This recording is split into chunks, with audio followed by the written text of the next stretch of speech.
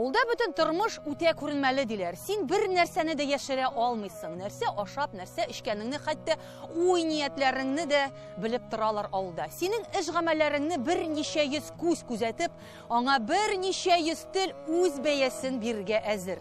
Яхшы яман хәбәр дә коры үләнгә төшкән уттай авылда тиз тарала. Әмма арага шит күз киреп, авыл исемен ямсыз тәкрарлый күрмәсеннәр дия, авыл тормышын төптән, тамырыннан үзгәртәчәк яңалыклар да ялкынлы яңгыраш тапмыйча тиз сүрелә дә тиз сүнә. Тормыш үзе саба, гасырларда тупаслык, өметсезлек, гаделсезлек белән сыналган авыл халкы күп әйберләргә үзара шыпырт кына килешеп күз йомырга, телне кысарга, тәүбә итәргә өйрәнгән шул. Ул булмаса, шагыйрьләр үстергән авылларның теле дә шундый хәвефле хәлгә төшәр иде микән? Ихтималның арты киң диләр. Кай чагында кечкенә генә авылда булып алган, кечкенә генә бер вакыйга да авыл шикләрен киңәйтеп зурга китәргә мөмкин. Биргәнеңә шөкер дип яшәргә күнеккән Лениногорск районының сугышлы авылы халкы арасында бу куелы башында шомлы гына бер хәбәр таралды.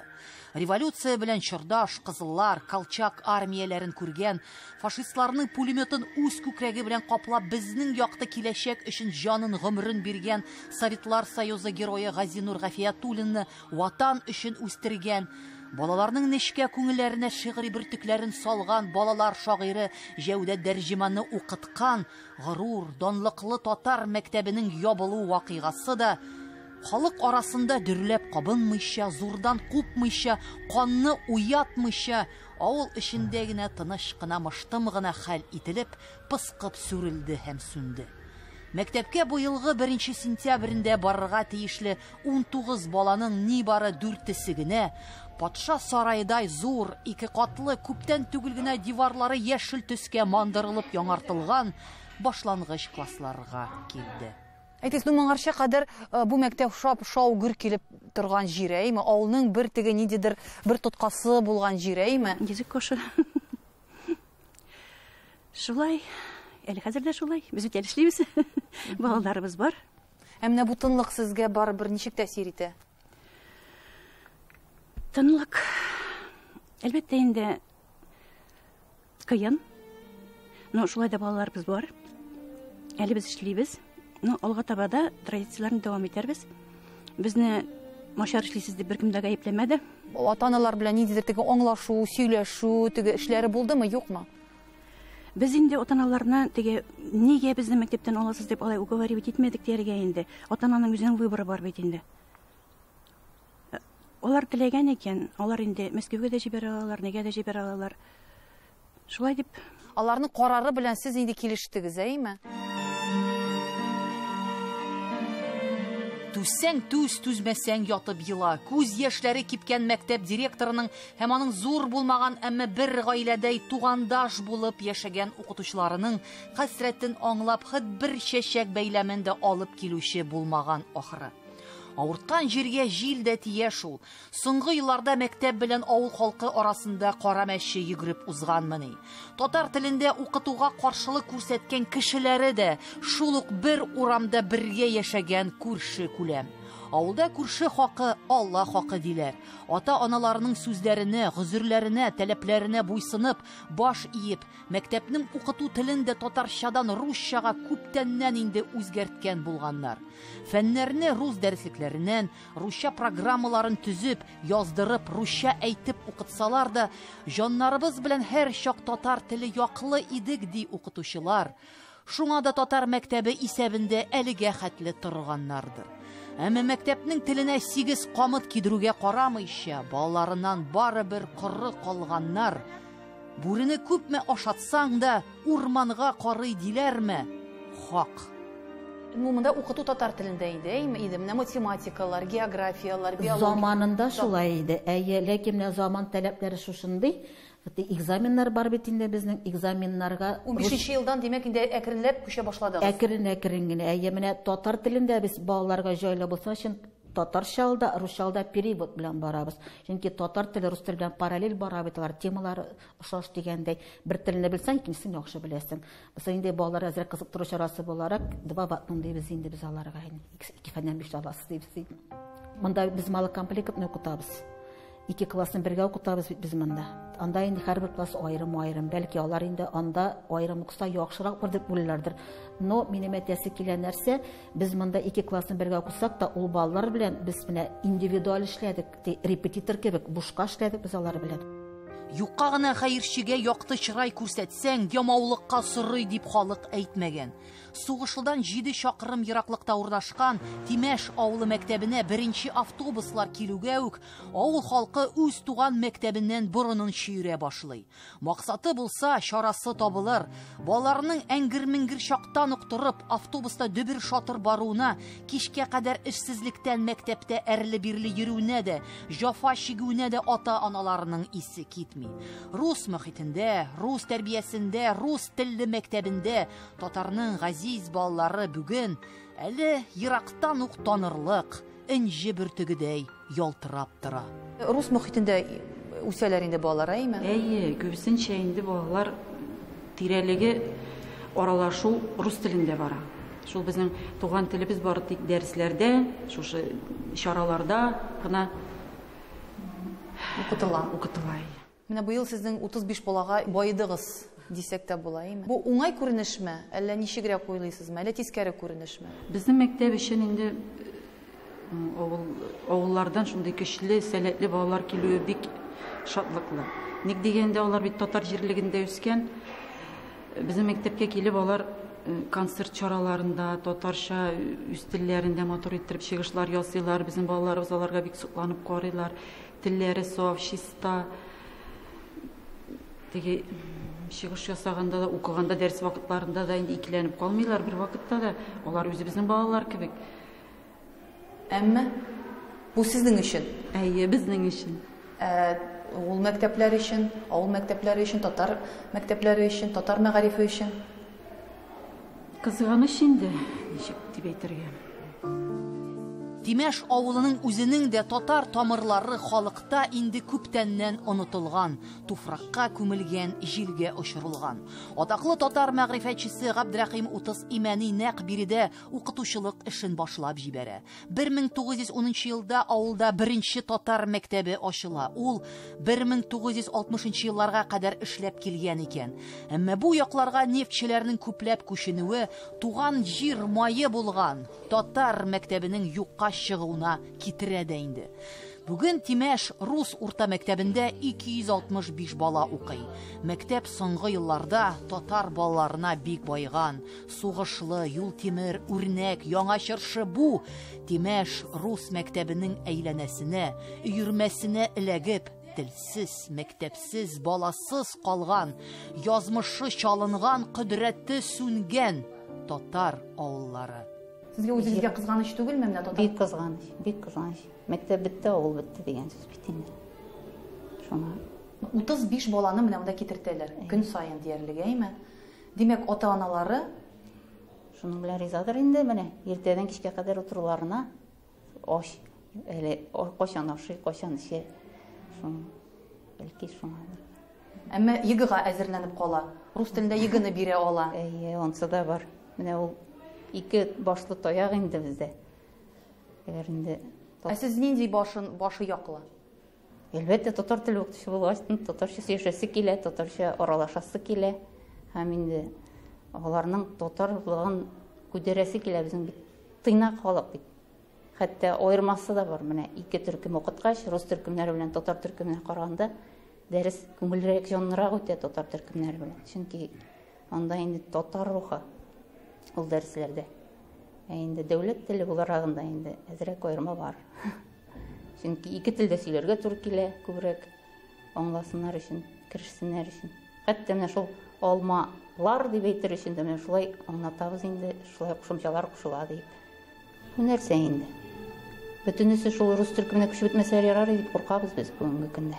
Скажите, ну вот такое укрупнение, это вообще логическое укрупнение или нет? Вот школ, когда вот в небольших деревнях как бы школа перестает существовать, потому что в каждую школу невозможно и поставить и такое оборудование, и сделать такие, создать такие условия. То есть вот такое укрупнение, это логическое развитие системы школьного образования. Как вы считаете? Ну, я думаю, укрупнение это из-за того, что уменьшается количество населения населенных пунктов, в первую очередь из-за этого. Раз вот так сложилось, что в населенном пункте уменьшилось количество детей, и, соответственно, педагогических кадров тоже там меньше стало, то лучше, наверное, вот такой вариант, он более продуктивный, более рациональный и для детей, и для бюджета тоже. Дети здесь получат квалифицированное, хорошее образование. Я думаю, что все будет хорошо. Бу вазгыятькә ниндидер бер шикләнү, юраулар, фараз кылулар, күрәзәлек итүләр, табышмак чишүләр артык булыр. Тимәш рус мәктәбенең татар мәктәпләрен суырып алуы бик тә табигый хәл. Соңгы елларда мәктәп күп төрле федераль үзәкнең программаларында катнашып, үзенең эштәлеген шактый байыткан. Балалар өчен кызыктыргыч түгәрәкләр ачу, яңа эш алымнары белән укыту өчен кабинетларны заманча җиһазландыруга да Лениногорск нефтчеләре акчаларын жәлләми. Әле имтиханнарга балаларны рус телендә әзерләү мөмкинлеген, мәктәпнең райондагы статусын, дәрәҗәсен исәпкә алсак, барлык үзгәрешләргә үтә дә сизгер заманча ата-аналарның теләк-өметләрен аңларлык кебек.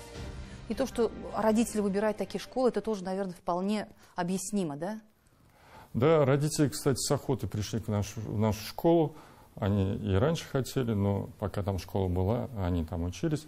То есть таких вот серьезных возражений я, по крайней мере, не видел, не слышал. То есть они нашу школу ценят. А вообще, насколько возможно было бы создать татарские классы для тех детей татар, которые приходят из национального образования? Если была бы такая потребность, мы, может быть, это бы сделали, но пока я не наблюдаю такой тенденции, что вот родители требовали, чтобы вот именно обучалось. Сохранилось образование на татарском языке, например, да. в рамках вашей школы. Такого не было, да? Не было, не было. Кирәге юкның кадере юк. Үз телен югалтып барган юаш, күндәм, үз сүзендә каты тора алмаган, бай кодаларыннан, түрәләреннән уңмаган Лениногорск татар мәктәпләренең язмышы хафалы. Күрше Киркәли авылында да укытучыларның үз хәлләре хәл. Төп мәктәптә нибары 30 бала укый. Калганнары якындагы рус шигырь мәктәбенә йөриләр.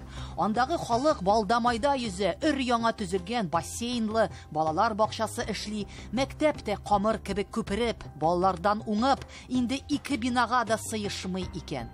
Шүлмәкшегә карап күрмәкчедәй Кәркәли мәктәбе дә күршеләреннән күргәндәй русча белер-белмәс сөйләшеп, ләкин барыбер балаларын кайтара алмыйча, 2нче елга барысы да күченеп бетмәгәе дип кайгыга батканча, соңгы сулышында көн күрә. Фәннәрне ни телдә укытасыз? Фәннәрне хәзер менә күпчелек соңгы бер 10 елда инде моны әйттем бит инде теге дәүләт имтиханнарын керткәч русчага күчәргә туры килде. Безнең монда инде безнең тәрбия эшләре бөтенесе татар телендә бара безнең менә. Уник класс мероприятиялар инде. Уку монда барлык фәннәрдә почти шул русча укытыла инде хәзер. Сез математик буларак әйтегез әле, менә аерым бик зур аермасы. Менә мине математик буларак вакланма. Татарча ул 2дән 1 дип әйтелә. Русча 2 Стеновска укыла. Шул булдымы авырлыкмы инде? Менә шулай да бит балаларның ни бардыр инде шул зихеннәре менә шундыйрак. Әгәр дә менә мәсәлән татар мәктәпләрендә дә шундый шартлар тудырылган булса, ата-аналар итәр иде микән, калыр иде микән, ничегрәк уйлыйсыз? Бассейнлы, өр-яңа садиклы, өр-яңа җиһазландырылган, төрле федераль программаларда катнашучы. Ул вакытта калыр иде дип уйлыйм инде мин. Күрәләр иде, бу мәктәпнең перспективасы бар диярләр иде, менә шулай дип уйлыйм инде мин. Хәзер инде теге зур аермасы юк бит инде сезнең рус мәктәбеннән. Юк инде, юк. Бер дә юк дияргә була, бөтен таләпләргә без итәбез инде. Ата-аналарның таләпләренә, әйме? шул. Заманга ярыйм диеп ни ултара, ни пултара укыту белән Лениногорск районының татар дип исеме генә калган мәктәпләренең бүген ни рәвешле тереклек итүе кемнең гамендә соң? Татар мәгарифенең эчке мәгънәсен тәртипкә салып, аны аңлаучы һәм дә аңлатучы бер кодрәт иясе дә юк ахры. Бу хәлнең шактый яман, үтә дә мөшкил икәнлегенә инанганнарның гына буш бүлмәләрендә җилләр уйнаклый. Район мәгариф идарәсе сүзләренә караганда, районда тагын 3-4 татар мәктәбе 2нче елга сайыгырга мөмкин. Һәм ни хәл итмәк кирәк? Сүзең үтмәгән җирдә эшне көйләп җибәрү ифрат та кыен мәсьәлә шул. Менә бу сугышлы белән юл тимерне бергә кушып, Кәркәлене бергә кушып, 100гә хәтле бит балаларны җыеп була, 100 кешегә хәтле. Ә менә бу эш алып барылмый. Нигә алып барылмасын? Алып барыла. Мин бит сөйләшкәндә менә шуларны әйттем. Әйдәгез менә әйтәм. Кәркәле мәктәбенә татарча укырга. Юк, без Тимәш мәктәбенә барабыз диләр. Безнең балалар русча белмәгәннәр диделәр. Менә анда бит 200 кеше Тимәштә һәм менә бер мәктәпне, шундый 100 кешелек бер мәктәпне җыеп булыр иде. 100 кешелек түгел, 100гә якын. Әгәр дә юк, 100гә якын җыелмый. Бүген Тимәштәкләр 35 кеше менә бу сугышлы белән юл тимердән килгән балалар. Алар бүгенге көндә генә түгел, алар электә шунда киткән. Алар бит 35 кеше бит ул. Һәм алар шундый әйбәт, шундый әдәпле, шундый акыллы балалар икән. Ул бит татар халкының бер тегеменә алтын бөртекләре. Аларны бит бүген җыйнап, һәр берсенә аерым укытып та җыйнарга тырышабыз, менә бит менә җитми безнең, без ата-аналар белән эшләп бетерәмбез. Бу нидер теге үзаңның кимү дәрәҗәсеме? Соң нәрсәсе бу? Улсы әйтәм бит, улсы да бар. Менә безнең әбиләр тәрбиясе битте бездә. Менә битте әбиләр тәрбиясе. Әбиләребез безнең урысча сөйләшәләр. Белмим инде, безнең дә эшләп бетермәгән нәрсәдер инде. Аны да белмим. Менә ата-аналар аңлыйлармы менә шулай итеп теге рус мөхитендә үсәчәк бит инде баласы. Монда бит татар. Үсәчәк инде. Бу нәрсә китергә мөмкин? Телне белми, язучыларны белми, җырын белми. Соң кем гаепле монда? Мин уйлыйм, беләсезме? Наверное, хөкүмәт тә күпмедер гаепле дип уйлыйм мин. Потому что нәрсә әйтә? Ата-аналар, кая телисез, балаларыгызны алыгыз. Менә элек бит андый сүз юк иде. Синең шушы мәктәбең, синең шушы авыл, син шушында укырга тиеш. Менә шулай итеп күз алдыма китерәм. Без патриотларны ничек тәрбияләргә кирәк? Син менә монда хәзер 2нче автобуска утырып дигәндә китәсең икән, туган җиргә мәхәббәтне шушы мәктәп бирә. Укыту тәрбия эше ул автономны, күпмедер дәрәҗәдә автономны булырга тиеш. Әтиәниләр булмасын, яки җәмәгать оешмаларымы, надзор оешмаларымы, алар бу эшкә артык катнашырга тиеш түгелләр дип уйлыйм мин. Шулай дип исәплим. Ата-ана үзенең үз баласын мәктәпкә китергән икән, димәк ул аңа ышана, әйме? Ни өчен мәктәп яңадан менә бу ышанычны ничектер исбатларга тиеш? Баласын теге яки бу мәктәпкә биргәндә башта өйрәнә, ул мәктәп турында, уку йорты турында бик күп мәгълүматлар туплый. Ата-ана мәктәпнең эчке тормышын менә булай итеп тамырдан үзгәртергә хаклымы? Юк.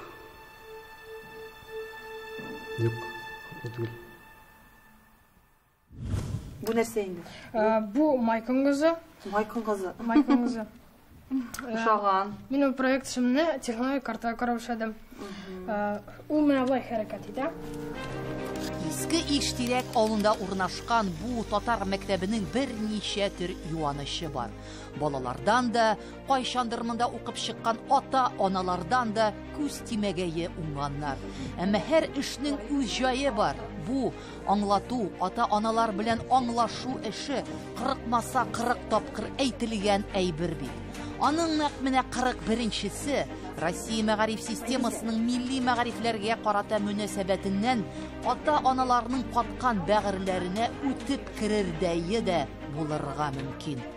Карак, иң кызыгы сез менә бөтен хәтта менә төшенчәләрне татарчалатып әйтәсез, робот төзү дисез, әйме? Карагыз, димәк менә милли мәктәп ул бер нәрсәсе белән дә ким түгел бүгенге көндә. Хәтта авыл татар мәктәбе дә ким булмаска мөмкин. Нәрсә өчен, нәрсә кирәк димәк моның өчен? Дәүләт тарафыннан ниндидер бер башка мөгалләмә кирәкме? Башка теге мөнәсәбәт кирәкме? Менә беләсезме, минемчә инде шулай уйлыйм. Менә беренче безнең үсеш ноктасы ачылды, әймегез. Шул кадәр күп җиһаз кайтты. Без бит инде дәресне үткәрәбез без. Без күп еллар эшләгән укытучылар, ләкин безгә җиһаз җитмие. Бездәге җиһазларны күрсәгез, кайсы мәктәптә бар 3D принтеры бар, әймегез. Кайсы мәктәптә күп күләмдә аны шуруповерт әймегез. Нинди генә җиһазлар юк. Менә безнең эшләрнең нәтиҗәләре бит ул. Без укытучылар татар укытучылары бит инде. Безнең балаларыбыз да безгә иярә татарча сөйләшә. Без татарлыгыбыз белән горурланырга тиешбез. Ата-аналар моннан баламны алып китәм дип торалармы? Юк, андый әйбер белмим мин андый.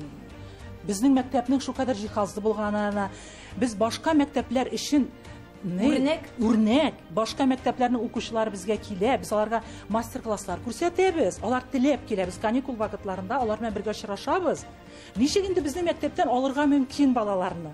Юк, безгә бик теләп укырга киләләр.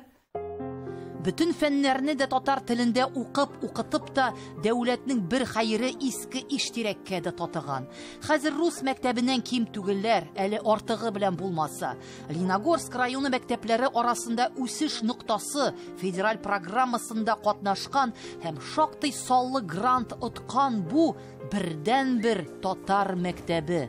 Мәсәлән, менә систематик, ул бит инде русча әйтсәң дә систематика. Татарча әйтсәң дә барыбер систематик классификация икесе дә. Мәсәлән, минем укучыларым татар телендә имтиханда бирделәр. Берсе дә икеле билгесе алмады. Һәм инде аннан соң төрле мед күллиятләргә барып, бүгенге көндә медицина учрежденияләрендә, мәсәлән, үзебезнең Бәкер санаториясында укыталар.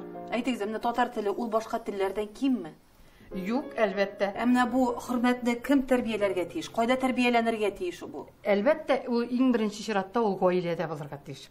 Әгәр дә инде гаиләдә бу әйбер барлыкка килми икән, без аннан соң балаларыбызның үзебезнең телгә карата хөрмәтне барлыкка китерә алмыйбыз. Ата-аналарның берәнитеге каршы килгәннәре булдымы? Безгә ОГЭга, ЕГЭга әзерләнәсе бар, рус теленә күчегез, рус дәреслекләрен алыгыз дип әйтүчеләр булдымы, юкмы? Юк, мен менә шул эшләү дәвремдә андый әйтүчеләрне ишетмәдем. Алар бик аңлап кабул итәләр моны. Чөнки бит инде без аңлатабыз, төшенчәләрен бирәбез бит инде, аңламаган ОГЭда кирәкләрне генә инде. Алай каршы килүчеләр юк. Аңламаган балалар бармы соң гомумән? Бөтенләй менә мин аңламадым. Үз туган телләрен аңлыйлар инде алар, аңламаган алай аңламаган бала юк дим. Математиканы гына аңларга могут теге белмәскә булдырырлар, наверное, но үз туган телендә биргән бөтен нәрсә аңлашылып тора бит инде. Татар телендәге математика белән рус телендәге математикадан бик тык аермасымы? Зур. Һаман шул мисаллар, һаман шул мәсьәләләр. Аерма алай юк дип уйлыйм. Һаман шулай руслар эшләгәнчә дә эшлибез. Татарлар да шулай, мәсьәләләрне дә шулай шишәбез, мисалларны да шулай шишәбез. Аермасын күрмим алай. Әгәр дә баланың белеме, баланың башы булса, ул аны ике телдә дә эшли аламы? Әйе, баланың башы булса, ул татар телендә дә бик әйбәтләп эшли, рус телендә дә эшли, баланың үзеннән тора инде.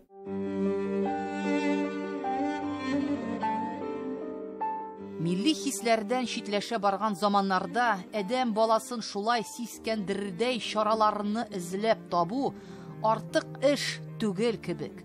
Татар мәктәбе дә заманча шартларга туры килсә, ата-аналарның да мөнәсәбәте үзгәрер иде мөгаен.